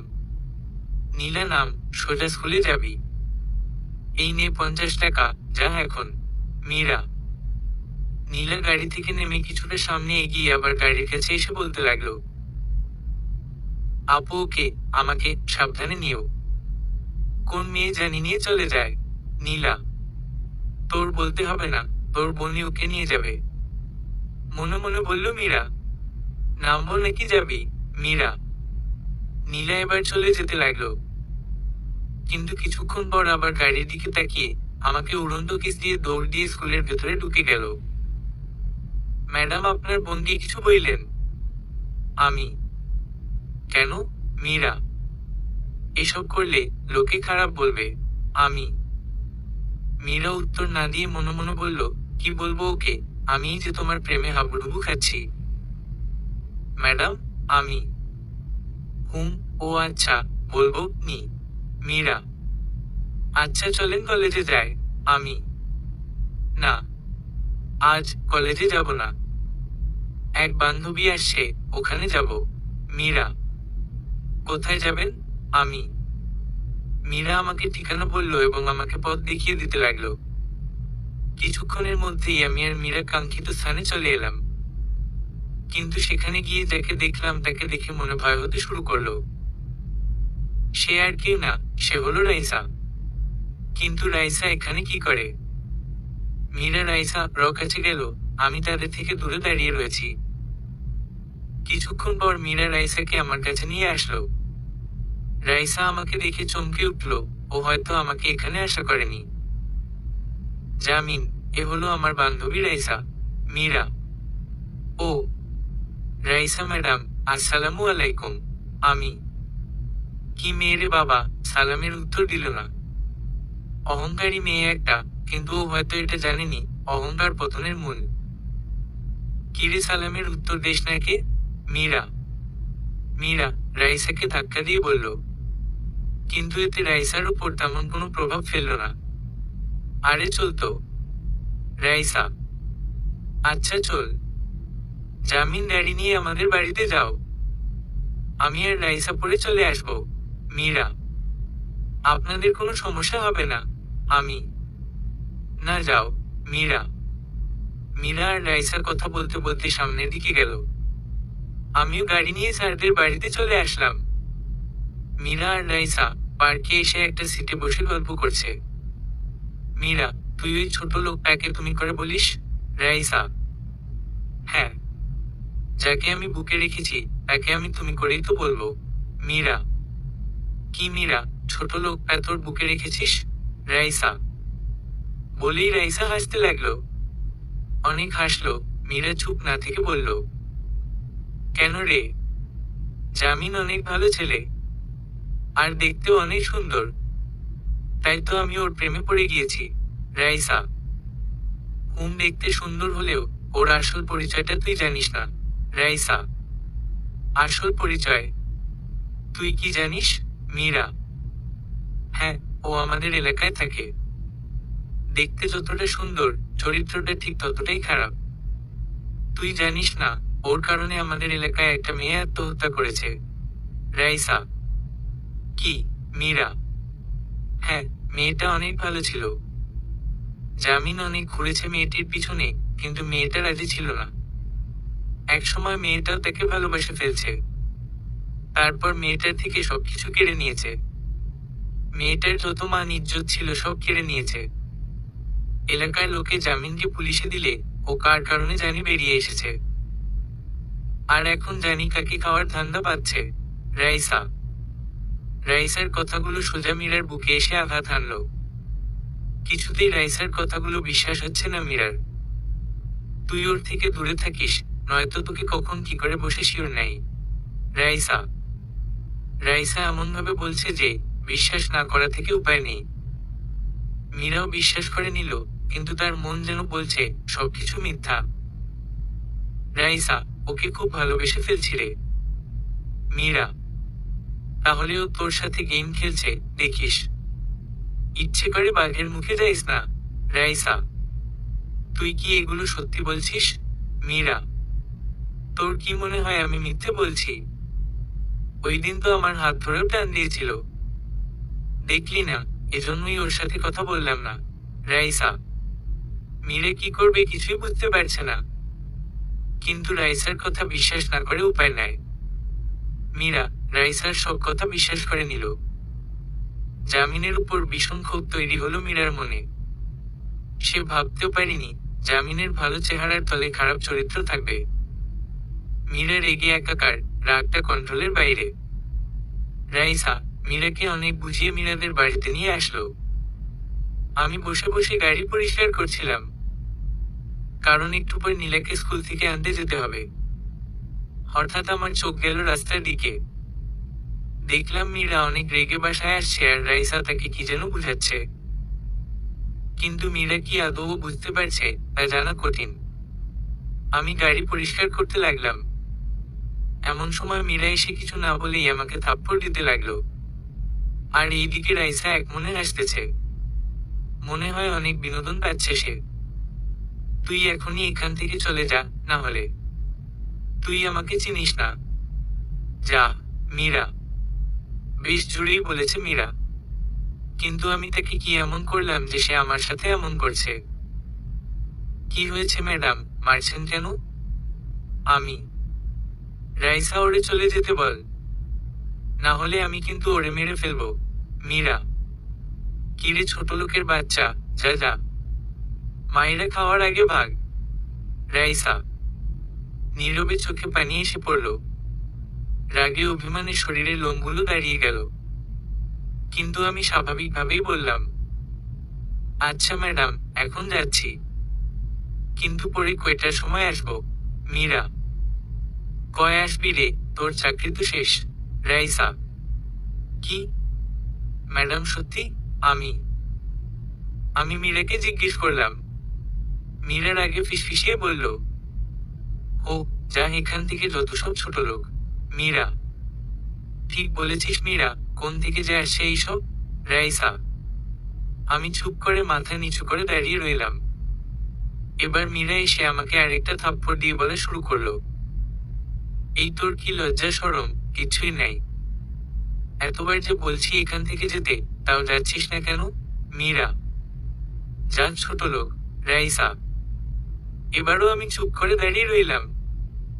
মুখ দিয়ে কথা বেরোচ্ছে না। বারবার চলে যেতে ইচ্ছে করছে, কিন্তু কি যেন আমাকে এখানে আটকে রাখছে। রাইসা, বুঝছিস, বাবা মার লজ্জা শরম না থাকলে কি সন্তানের লজ্জা শরম থাকে? ওর বাবা মা হয়তো আকাম কুকাম কইরা ওরে জন্ম দিছে, না হলে ওর লজ্জা শরম নেই কেন? মীরা, মীরার কথায় আমার শরীরটা থমকে গেল। সারা শরীর ঘামতে লাগলো। আমি চোখ বড় বড় করে মীরার দিকে তাকিয়ে থাকলাম। মীরা এসে আবার একটা থাপ্পড় মেরে বলল, শালা লুচ্চা, যা এখান থেকে। মীরা, শালা যাস না কে? রাইসা। এবার আমার পা দুটো অটোমেটিক চলতে লাগলো। আমি ইচ্ছে করলে নিজেকে থামাতে পারছি না। ভালো একটা কাজ করেছিস তুই, রাইসা। মীরা নিশ্চুপ, এখনো রেগে আছে সে। রাইসা মীরার কাঁধে হাত রেখে বলল, দেখ, যা হয়েছে ভালোই হয়েছে। ওরে এবার ভুলে যা। শোন, একদিনে প্রেম হয় না। ওর প্রতি যে ফিলিংসটা ছিল সেটা তোর আবেগ মাত্র। একবার ভেবে দেখ, তুই একটা মেয়ে আর তোর বোনও আছে। জামিন যদি তোদের কিছু করে ফেলে কি হবে একবার ভেবে দেখ। তোর ছোট বোনের কথায় তুই একটু ভেবে দেখ, রাইসা। মীরা এবারও কিছু বলল না, চুপ হয়ে কি যেন ভাবছে। কি রে, রাইসা? রাইসা মীরার কাঁধে হাত রেখে বলল। মীরা এবার রাইসা দিকে তাকিয়ে বলল, শোন রাইসা, শয়তানটার কথা আর মুখে আনবি না। এখন চল, নীলা আনতে যেতে হবে। মীরা, আচ্ছা চল। রাইসা। রাতের বেলা মীরা তার বাবাকে জামিনের কথা সব বলল। জামিনে চলে যাওয়া আগে তার বাবাও অনেক খুশি হলো। আজ বাদে কাল মীরার জন্মদিন। মীরা এখন জামিনের কথা পুরোপুরি ভুলে গিয়েছে। সে এখন জানেই না যে তার জামিন নামে একজন ভালোবাসার মানুষ ছিল। এমনি পুরো দিনটা কেটে গেল। আজ মীরার জন্মদিন। মীরারা অনেক ধনী মানুষ, তাই বড় করেই অনুষ্ঠানের আয়োজন করা হয়েছে। রাতে সবাই মীরাকে জন্মদিনের উইশ জানালো। অনেকে গিফট দিচ্ছে মীরাকে। সেটা মীরা হাসি মুখেই গ্রহণ করছে। মীরার বাবা আকবুল সাহেব সবার দৃষ্টি আকর্ষণ করে বলল, শুনেন সবাই, আজকে মীরার জন্মদিন। আর এই জন্মদিনেই মীরার এনগেজমেন্ট হবে আমার বন্ধুর ছেলে রবিনের সাথে। স্যার। মীরা থমকে দাঁড়ালো। সে ভাবতেও পারেনি যে তার বাবা তার জন্য এরকম একটা ব্যবস্থা করে রেখেছে। মীরার কেন জানি রাগ উঠল। আর রবিন অনেক খারাপ একটা ছেলে। ইফটিজিং এর কারণে তাকে 2বার জেলে নেওয়া হয়েছে। কিন্তু তার বাবার টাকার প্রসঙ্গে এসে বেরিয়ে এসেছে। প্রতিদিন নেশা করে বেড়ানোই রবিনের কাজ। মীরা তার বাবার কাছে গিয়ে বলল, বাবা, একটু কথা আছে তোমার সাথে। এদিকে আসো। মীরা। মীরা আর তার বাবা একটা রুমে আসলো। এদিকে নীলা আর রাইসা যাকে পাচ্ছে তার সাথেই ফ্ল্যাট করছে। বাবা, তুমি এটা কি বললা? মীরা। কি বললাম আবার? আর তোমার এনগেজমেন্ট, এটাই তো বললাম। স্যার। আমারে একবার বলছো? মীরা। তোমারে বলা লাগবে কেন? বড়দের কাজ বড়রাই করবে। স্যার। তাহলে তোমরাই করে নাও, আমাকে টানছো কেন? মীরা। মীরা রেগে কথা বলতে লাগলো। আকবুল সাহেব মীরার কাঁধে হাত রেখে বলল, ওকে ওকে, রিলেক্স মামুনি। রেডি হয়ে নাও, সবাই এসে পড়েছে। স্যার। বাবা, আমি এই বিয়ে কিছুতেই করতে পারবে না। মীরা। দেখ, রাগ উঠাস না, তাড়াতাড়ি রেডি নেও। স্যার। বাবা, তোমার মতলবের সময় থাকতে বদলে ফেলো। মীরা। আহা মীরা, তুমি বেশি কথা বলো। তাড়াতাড়ি আসো। স্যার। বাবা, তুমি কি আমাকে মারতে চাও? মীরা। আকবুল স্যার থেমে গেলেন। মীরা চোখে হালকা পানি নিয়ে তাকিয়ে আছে তার বাবার দিকে। কি বলো মীরা, তোমাকে আমি মারতে যাব কেন? স্যার। এবার মীরা কেঁদে কেঁদে বলা শুরু করলো, মেয়েরাই তো ফেলতে চাও। গাঞ্জাখোরের সাথে আমার বিয়ে ঠিক করছো। তুমি বলো, প্রতিদিন যদি সে গাঞ্জা খেয়ে এসে আমাকে মারে তাহলে তোমাদের সহ্য হবে? মীরা। আকবুল স্যার একদম নিশ্চুপ। এটা তিনি আগে ভাবেননি। ঠিকই তো, ছেলেটা তো আবার নেশা করে। বাবা, তুমি যদি আমাকে মেরে সুখী হও তাহলে আমি রাজি। আমি এখন গেলাম। মীরা। মীরা চলে গেল। আকবুল স্যার একরকম ঘোরের মধ্যে আছেন। 2টা মেয়ে তার, দুজনেই আদরের। নিজে কোলে পিঠে করে তাদের মানুষ করেছেন। কিন্তু কিভাবে তাদের মেয়েকে খারাপ ছেলের হাতে তুলে দিবে? অনুতপ্ত হলো আকবুল স্যার। কোনোভাবে বিয়েটা ক্যান্সেল করে দিল আকবুল স্যার। বিছানায় বালিশে মুখ লুকিয়ে কাঁদছে মীরা। সময়টা খারাপ যাচ্ছে তার। জামিন চলে যাওয়ার পর নিজেকে খুব একা একা লাগছে। কিন্তু 2 দিনে একটা মানুষ কিভাবে তার মনটা চুরি করলো এটা ভেবেই পাচ্ছে না মীরা। জামিনকে ভীষণ মিস করছে মীরা। বারবার জামিন কি আসলেই খারাপ? এই প্রশ্নটা উকি দিচ্ছে মীরার মনে। আজকে মীরা ভীষণ ক্লান্ত, একসময় ঘুমিয়ে পড়ল সে। জামিন দৌড়াচ্ছে, কি যেন খুঁজছে সে। এদিক ওদিক পাগলের মতো দৌড় দিতে লাগলো। একসময় জামিন থেমে গেল, তার মুখে জয়ের হাসি। একটা ছবির কাগজ মেলে ধরলো আলোর সামনে, আলোর প্রতিফলনে কাগজে মীরার ছবি দৃশ্যমান হলো। এবার জামিন মন গড়া সেই হাসিটা দিয়ে মীরার ছবিতে, মীরার ঠোঁট বরাবর লম্বা একটা কিস করলো। কিন্তু কিছুক্ষণ পরেই জামিনের হাত থেকে মীরার ছবির কাগজটা আস্তে আস্তে মিলিয়ে গেল। এবার জামিন গগনবিদারী চিৎকার দিয়ে আগের ন্যায় রাস্তায় ছোটাছুটি করতে লাগলো। একসময় জামিন রাস্তার মাঝখানে স্থির হয়ে বসে গেল। পিছন দিক থেকে একটা বাস তেড়ে আসে। জামিনের সেই হুঁশ নেই। বাসটা কয়েকটা হর্ন বাজালো, কিন্তু জামিন বিন্দুমাত্র নড়ল না। আর এটা এমন বাস যে এটাকে থামানো যায় না। বাসটা মুহূর্তেই জামিনকে ভেদ করে অনেক দৌড়ে চলে গেল। বাসটাকে আর দেখা গেল না। জামিনের দেহটা দুভাগ হয়ে ছিটকে পড়ল রাস্তার দুই পাশে। আর এই সময়ই মীরা অনেক জোরে চিৎকার দিয়ে বলল, জামিন। মীরা কিছুক্ষণ নিস্তব্ধ হয়ে রইল। স্বপ্ন দেখছিল সে, খুব ভয়ানক স্বপ্ন। এদিকে মীরার বাবা মা আর রাইসা মীরার রুমে এসে দরজাটা ধাক্কাতে লাগলো। মীরা গিয়ে দরজাটা খুলে খপ করে তার মাকে জড়িয়ে ধরল এবং ডুকরে কেঁদে উঠল। কি হয়েছে মাম্মি? মীরার বাবা। মীরা নিশ্চুপ। রাইসা মীরাকে ধরে বলল, আঙ্কেল ও হয়তো খারাপ স্বপ্ন দেখেছে, আমি আজকে ওর সাথে থাকি। আপনারা যান। রাইসা, আচ্ছা, তুমি মীরার সাথেই থাকো। মীরার মা। বলেই তারা চলে গেলেন। রাইসা মীরাকে ধরে বিছানায় বসালো। কি হয়েছে তোর বলতো? রাইসা। মীরা কিছু ভূমিকা না করেই রাইসাকে তার দেখা স্বপ্নটা বলল। আরে দেখ, এটা তোর আবেগ। আর তুই তো জানিসই ছেলেটা এত ভালো নই। রাইসা, কিন্তু আমার মন যে বলছে তুই সব মিথ্যে বলছিস। মীরা। রাইসা এবার আমতা আমতা করে বলল, কি কি? আমি মিথ্যে বলবো তাও আবার তোকে? ইম্পসিবল। আমি যা বলেছি তোর ভালোর জন্যই বলেছি। এবার ঘুমা। আমার ঘুম পাচ্ছে। রাইসা। মীরা কিছু বলল না, চুপ করে বিছানায় শুয়ে পড়ল। এভাবেই 2 দিন চলে গেল। খুব কষ্ট করে আমি একটা দোকানে চাকরি পেয়েছি। দোকানটা মোটামুটি আকর্ষণীয়। প্রায় সবাই আসে এই দোকানে। এই জন্যই হয়তো দোকানি আমাকে চাকরিটা দিয়েছে। একদিন বিকেলে আমি দোকানে মালামাল বিক্রি করছি। হঠাৎ কে জানি বলল, জামিন আমাকে একটা আইসক্রিম দেও তো। নীলার কণ্ঠে। সামনে তাকালাম, দেখলাম নীলা আর মীরা দোকানের সামনে দাঁড়িয়ে আছে। ওই জামিন আমাকে আইসক্রিম দেও। নীলা। আমার হুঁশ ফিরল। কিন্তু হঠাৎ আমি অবাক হয়ে গেলাম, নীলা ছোট হয়েও আমার নাম ধরে ডাকছে। ডাকুক, এতে আমার সমস্যা নেই। নীলা, চল অন্য দোকানে যায়। মীরা। অনেকদিন পর মীরার কণ্ঠটা শুনলাম, কিন্তু আজকের কণ্ঠটা কেমন জানি খসখসে। না আপু, আমি জামিনের থেকেই কিনবো। নীলা। তাহলে তাড়াতাড়ি নে। কি নিবি? মীরা। কি নিবেন ম্যাডাম? আমি। আমাকে একটা আইসক্রিম দেও। নীলা। আমি আইসক্রিম এনে নীলাকে দিলাম।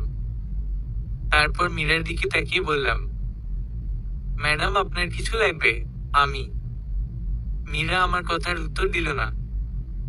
ব্যাগ থেকে টাকা বের করে নীলার হাতে দিয়ে বলল, এই নে, আইসক্রিমের টাকাটা দে। মীরা।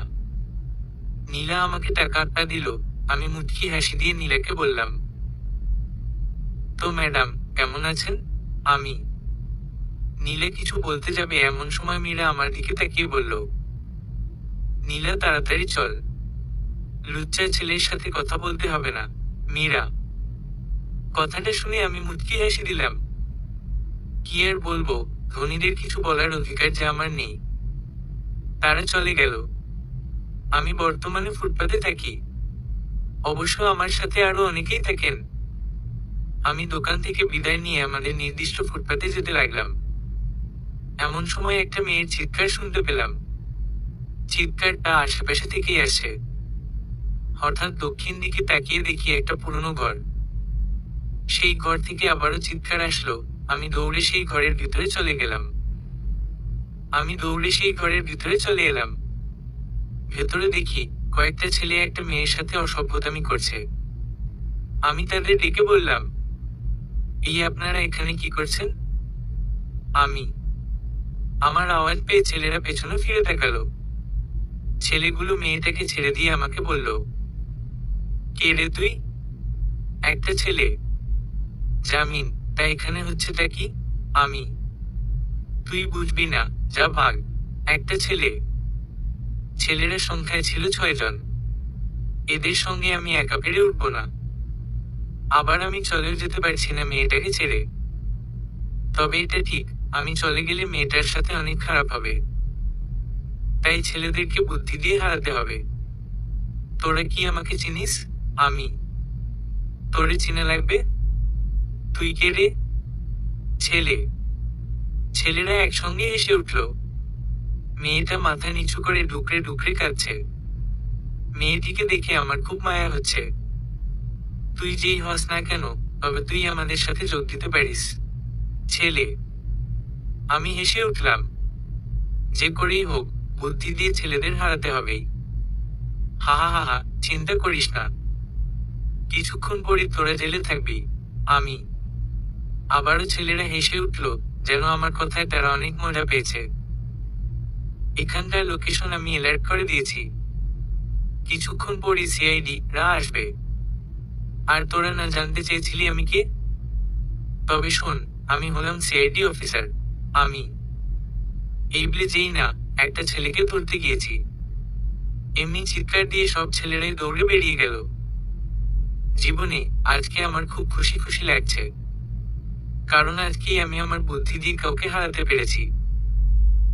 আমি মেয়েটার কাছে গেলাম। পুরনো ঘর, এমনিতেই ভয় লাগছে। আমি মেয়েটাকে বাধা দড়ি গুলো খুলতে লাগলাম। তারপর মেয়েটা উঠে দাঁড়ালো এবং আমার দিকে তাকালো। যেই না মেয়েটার চেহারা তা দেখলাম, অমনি আমার মাথা ঘুরে গেল। কারণ মেয়েটা হলো রাইসা। এই জায়গায় রাইসাকে দেখে আমি অনেক অবাক হলাম। ম্যাডাম, আপনি এখানে? আমি।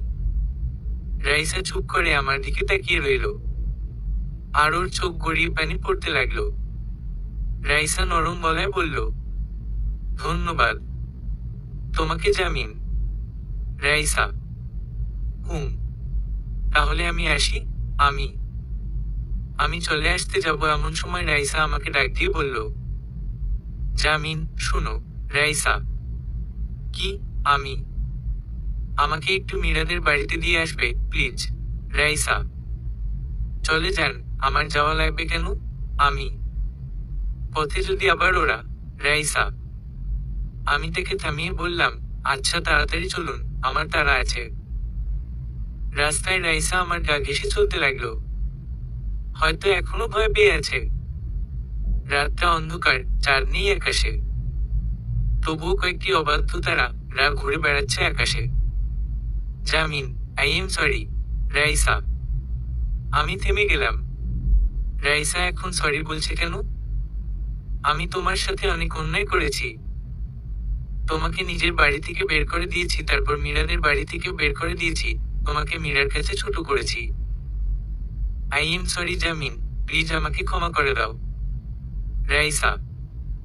তাড়াতাড়ি চলেন, আমার তাড়া আছে। আমি। রাইসা থেমে গেল। আর বলল, ক্ষমা না করলে কিন্তু এখান থেকে আমি যাব না। রাইসা। না গেলে আমার কি? আমি। বলে আমি হাঁটতে লাগলাম। রাইসাকে পেছনে ফেলে এসেছি। কিন্তু কিছুক্ষণ পরেই রাইসা দৌড়ে এসে আমার হাত ধরে হাঁপাতে লাগলো। কি এলেন কেন? আমি। আমার না ভয় করছে। রাইসা। ভয় ছাড়ুন, এবার চলুন তাড়াতাড়ি। আমি। এবার রাইসা কোনো কথা বলল না। মীরাদের বাড়ির গেটে এসে পড়েছি। রাইসা মীরার বাড়িতে যেতে লাগলো, কিন্তু আবার আমার কাছে এসে বলল। রাইসার কথা শুনে আমি থমকে গেলাম। এটা কি বলে গেল মীরা আমাকে ভালোবাসে? এটা আমি হেসেই উড়িয়ে দিলাম। ওদের সাথে আর কথা বলা যাবে না, এতে নিজেরই ক্ষতি। আমি হেঁটে হেঁটে ফুটপাতে এসে ঘুমিয়ে পড়লাম। মীরা একা বেকনিতে বসে রয়েছে। আকাশ পাশে ভালো করে পরখ করে নিচ্ছে। বারবার তারা গুনছে, কিন্তু ব্যর্থ হচ্ছে। এমন সময় কেউ দরজায় নক করলো। মীরা উঠে আস্তে করে দরজাটা খুলে দিল। দেখলো রাইসা দাঁড়িয়ে রয়েছে। কি রে, কিছু বলবি? মীরা। হুম, আজকে তোর সাথে থাকবো।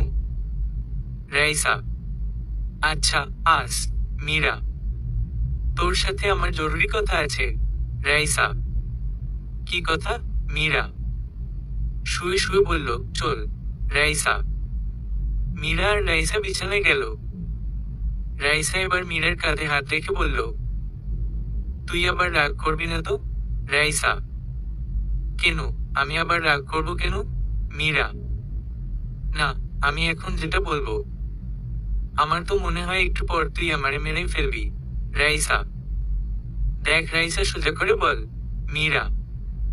মীরা, আমি না আজকে শেষই হয়ে যেতাম। রাইসা। কেন? মীরা। কয়েকটা ছেলে আমাকে রেপ করতে চেয়েছিল, বুঝছিস? পরে জামিন এসে আমাকে বাঁচিয়েছে। রাইসা। জামিনের নাম শুনে মীরা চমকে উঠল। মনে পড়ে গেল অতীতের কথা। তোকেও বাঁচাবে কেন? মীরা। শোন মীরা, আমাকে ক্ষমা করে দিস। জামিন অনেক ভালো। ওরে নিয়ে যে কথাগুলো তোরে বলছিলাম তা সবই মিথ্যে। রাইসা। মীরার হৃদস্পন্দন থমকে গেল। হা করে রাইসার দিকে তাকিয়ে আছে। রাইসা মাথা নিচু করে রেখেছে। মীরা নরম কণ্ঠে বলল, কি বলিস তুই? মীরা। হুম, তোরে সব মিথ্যে বলছিলাম। রাইসা। মীরার চোখ বেয়ে পানি পড়তে লাগলো। তার বুকটা ফেটে যাচ্ছে এই মুহূর্তে। চিৎকার দিয়ে বলল, রাইসা, কি বললি তুই? মীরা। রাইসা ভয়ে চুপ হয়ে গেল এবং ভয়ে ভয়ে বলল, হুম, আমি ওর সাথে অনেক অন্যায় করেছি। মিথ্যে অভিযোগে তাকে তার বাড়ি থেকে বের করেছি, তারপর তোদের বাড়ি থেকেও। হ্যাঁ, জামিন আমার খালার সৎ ছেলে। তাকে আমি অনেক আগে থেকেই চিনি। ও অনেক ভালো, তবুও কেন জানি প্রথম থেকেই তাকে অনেক অপমান করে আসছি। তারপরও ও কিচ্ছু বলে নাই। তুই আমারে ক্ষমা করে দিস মীরা। রাইসা। মীরা নিশ্চুপ হয়ে গেল। মুখ দিয়ে কোনো কথা ফুটছে না। সকাল সকাল আমি উঠে গেলাম। আমাকে কাজে যেতে হবে যে। রাস্তার একটা কল থেকে ফ্রেশ হয়ে নিলাম এবং তাড়াতাড়ি করে দোকানে চলে আসলাম। দেরি হলো কেন তোমার? দোকানের মালিক। চাচা উঠতে একটু দেরি হয়ে গেল। আমি। আচ্ছা, দোকানে বসো, আমি বাড়িতে যাব। আমি। চাচা, একটা কথা বলি। আমি। কি কথা? চাচা, এই যে দোকানের সব দায়িত্ব আমাকে দিয়ে যাচ্ছেন, আমি যদি এই সুযোগটা ব্যবহার করি? আমি। তুমি করবে না, তোমার প্রতি আমার পূর্ণ বিশ্বাস আছে। আমি কালকে তোমাকে রেখে যখন নামাজ পড়তে গিয়েছিলাম, তখনই আমি দেখেছি তোমার সততা। চাচা। কিভাবে দেখলেন? আমি। ওই যে দেখো। চাচা। চাচা আমাকে আঙুল দিয়ে সিসি ক্যামেরা দেখালেন। চাচা একগাল হেসে দিলেন। ওখান থেকে দেখছি। তা তুমি কাজ করো, আমি যাই। তোমার খাবার পাঠিয়ে দিমুনি। চাচা। আচ্ছা চাচা, যান। আমি। আমি অনেক খুশি হলাম। চাচা অনেক ভালো একজন মানুষ, দেখেই বোঝা যায়। আমি একমনে কাজ করতে থাকলাম। এমন সময় কেউ বলে উঠল, জামিন, আমাকে একটা আইসক্রিম দেও তো। মীরার কণ্ঠে। মীরার কণ্ঠ পেয়ে আমি চমকে গেলাম। দোকানের সামনে তাকালাম। দেখলাম মীরা আর রাইসা দাঁড়িয়ে রয়েছে। আমিও কিছু না ভেবে বললাম, কোনটা নিবেন ম্যাম? আমি। তোমার ইচ্ছে। মীরা বলে মীরা মুচকি হেসে দিল। রাইসা তো মীরাকে কি জানি শিখিয়ে দিচ্ছিল। দেখেন কোনটা নিবেন বলেন, নয়তো অন্য দোকানে যান। আমি। তুমি এখনো রাগ করে আছো? আমি না অনেক সরি। মীরা বাচ্চামি কণ্ঠে বলল মীরা। রাইসা হেসে উঠল এবং বলল, দুলাভাই, আপুর সাথে এমন কথা বলছেন কেন? রাইসা দুলাভাই শুনে আমার হালকা রাগ উঠে গেল। একটু রাগী কণ্ঠে বললাম, যান তো এখান থেকে। আমি। মীরা এসে আমার হাত ধরে বলতে লাগলো, আমি সরি, প্লিজ আমাকে ক্ষমা দেও। মীরা। আমি মীরার থেকে টান মেরে আমার হাতটা ছাড়িয়ে নিলাম। যান তো এখান থেকে, আমাকে কাজ করতে দেন। আমি। না, আমি যাব না। এই বসলাম, এই রাইসা বসো। মীরা বলে মীরা আর রাইসা দোকানের সামনে থাকা চেয়ারে বসে গেল। তাতে আমার কি? যত খুশি ওরা বসে থাকুক। আমি আবার নিজের মতো মালামাল বিক্রি করতে লাগলাম। হঠাৎ কেউ বলে উঠল, এই যে আমাকে 1 কেজি আটা দেন তো। আমি সামনে তাকালাম, দেখলাম মায়া দাঁড়িয়ে আছে দোকানের সামনে। মায়া আমাকে দেখা মাত্রই বলল, তুই এখানে? মায়া। মীরা আর রাইসা মায়ের দিকে হা করে তাকিয়ে আছে। আমি মায়াকে বললাম, ম্যাম একটু অপেক্ষা করুন, আমি আনছি। আমি। আমি আটা আনতে গেলাম। এদিকে মায়া ভাবছে, ছেলেটা তো কথা বলতে পারে না, তাহলে কথা কে বলল? কথাগুলো শুনলাম তো ছেলেটার কাছ থেকেই। যাক, ভালোই হয়েছে। আমি আটা এনে মায়ের হাতে দিলাম। মায়া উৎসুক দৃষ্টিতে আমার দিকে তাকিয়ে আছে। এই যে ম্যাম, আটা তো পড়ে যাবে। আমি। এখন মায়ের হুঁশ ফিরল এবং আটার টাকা দিয়ে বলল, তোমার নাম কি? মায়া। মায়া আমাকে তুমি করে বলাতে হয়তো মীরার রাগ হচ্ছে, তা মীরার চেহারা দেখেই বোঝা যাচ্ছে। জামিন। আমি। ও, তোমার চেহারা তার মতো, কিন্তু তোমার নামটাও অনেক সুন্দর। তো আমার নাম জিজ্ঞেস করবে না? মায়া। জিজ্ঞেস করতে হবে কেন? আমি তো জানি। আমি। তুমি জানো কি নাম আমার? মায়া। মায়া খুশি হয়ে বলল। এদিকে মীরা রেগে একদম ফায়ার। রাইসা কোনো রকমে মীরাকে ধরে রেখেছে। আমি মুচকি হাসি দিয়ে মায়াকে বললাম, আপনার নাম মায়া, আর আপনার চেহারাটাও অনেক মায়াবী, একদম সবার মনের মায়াবতী। আমি। বলে আমি একটা মুচকি হাসি দিলাম।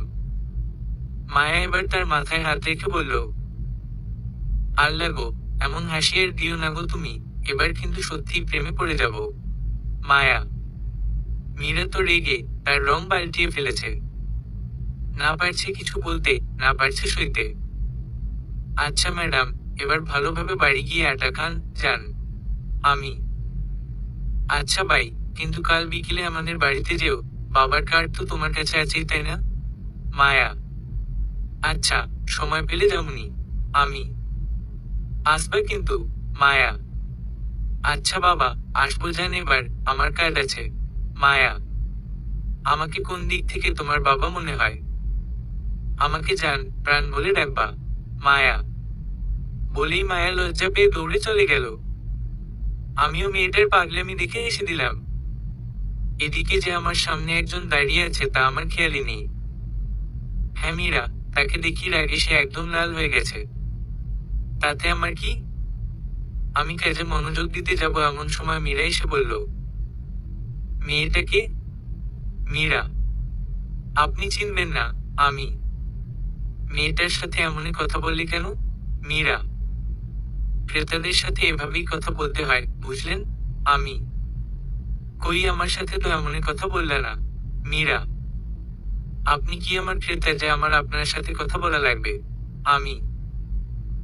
বলা লাগবে। জামিন, তুমি প্লিজ আমাকে ক্ষমা করে দাও। মীরা। যান তো এখান থেকে, আমি তো আবার লুচ্চা, আপনাদের যদি কিছু করে নেই। আমি। আমি এটা বলার সাথে সাথেই মীরা এসে আমার মুখ চেপে ধরল। তুই নিজেকে কি মনে করিস হে? লুচ্চা কোথাকার! বলেই মীরা চলে গেল। তার পেছনে রাইসাও গেল। যাই হোক, আপদগুলো বিদায় হয়েছে, না হলে এদের জন্য কাজই করতে পারতাম না। মীরা, তুই এটা কি করলি? জামিনকে এসব বলা তোর একদমই ঠিক হয়নি। রাইসা, কি করব বল, আমার যে রাগ উঠে গিয়েছিল। মীরা, এখন তাহলে কি করবি? রাইসা, কি আর করব, জামিনকে ধরে নিয়ে সোজা বের করে নিব। মীরা, কিভাবে? রাইসা, তুই বুঝবি না, চল। মীরা মীরা বাড়িতে এসেই কাঁদতেছে। তার বাবা মা এত প্রশ্ন করেও মীরার কান্নার কারণটা জানতে পারেনি। কিন্তু কিছুক্ষণ পরেই মীরা কাঁদতে কাঁদতে বলে শুরু করলো, বাবা, আমাকেও ধোঁকা দিয়েছে।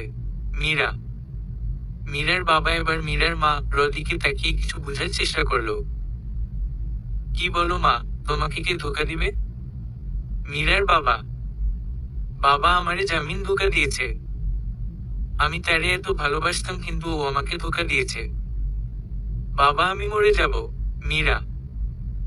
মীরার বাবা মা একটু চিন্তায় পড়ে গেল।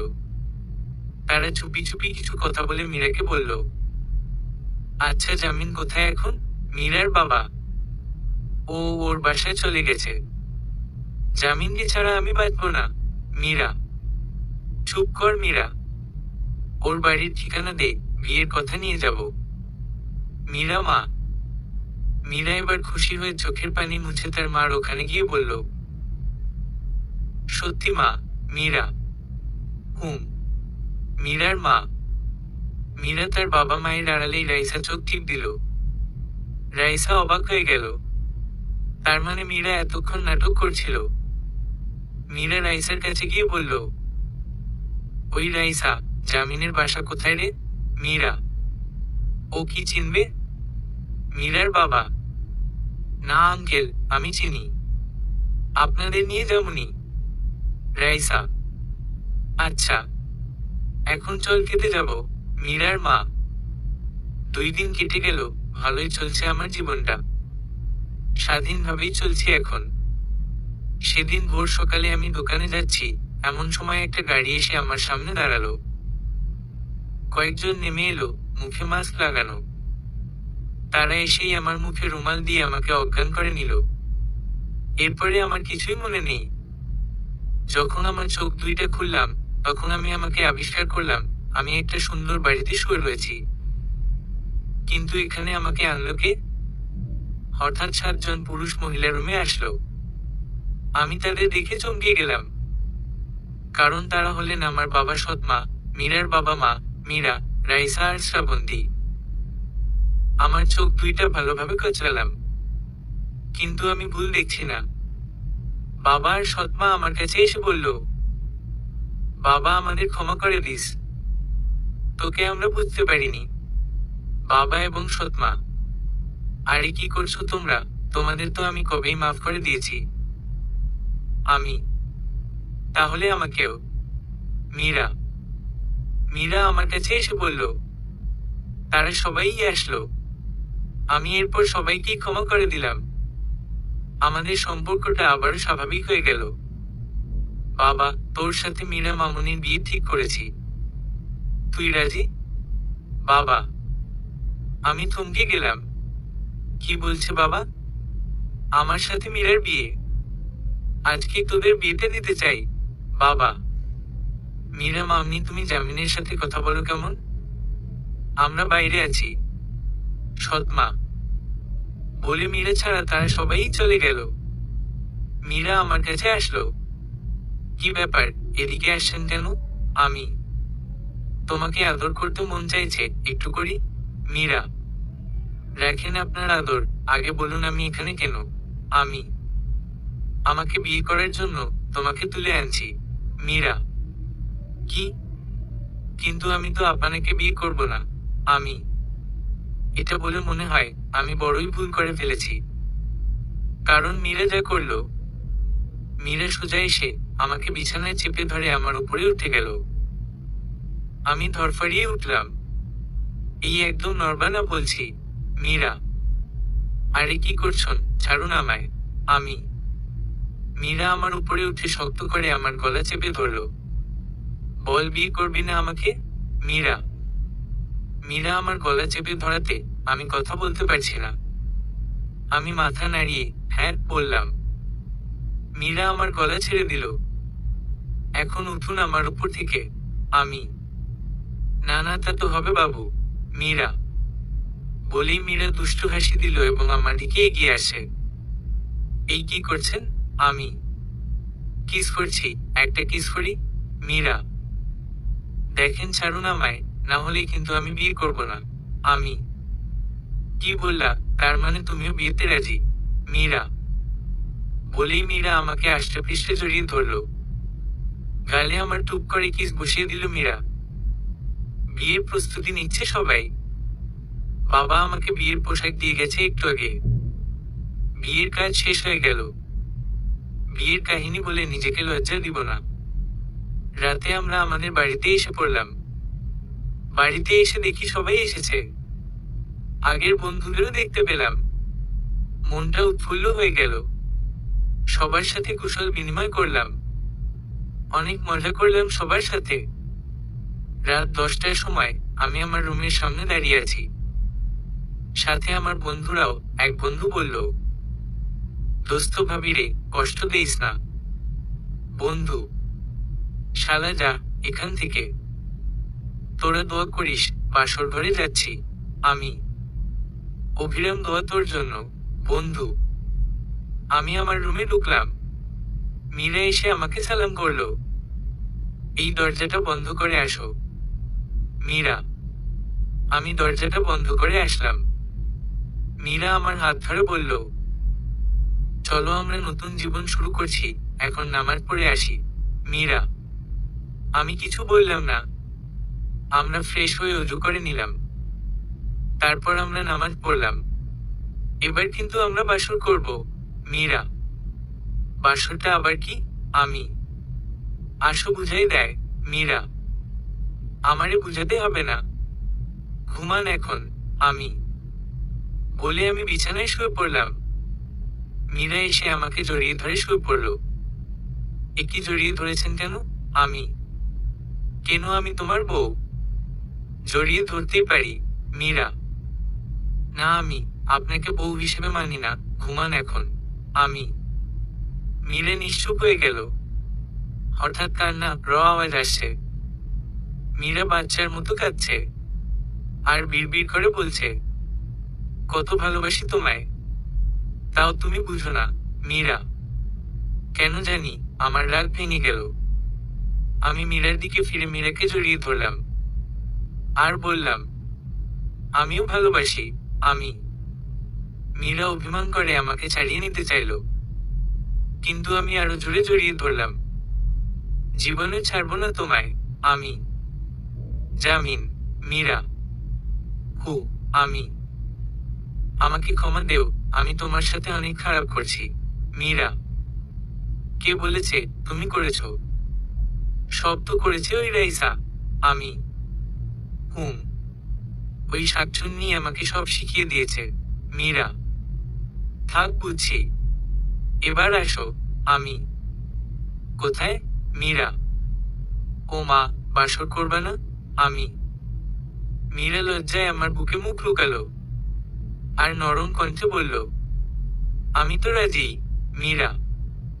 তারপর আমি মীরার কপালে আলতো একটা কিস করলাম। তারপর আর না বলাই ভালো। পরিশেষে পূর্ণতা পেল মীরার ভালোবাসা। সমাপ্ত।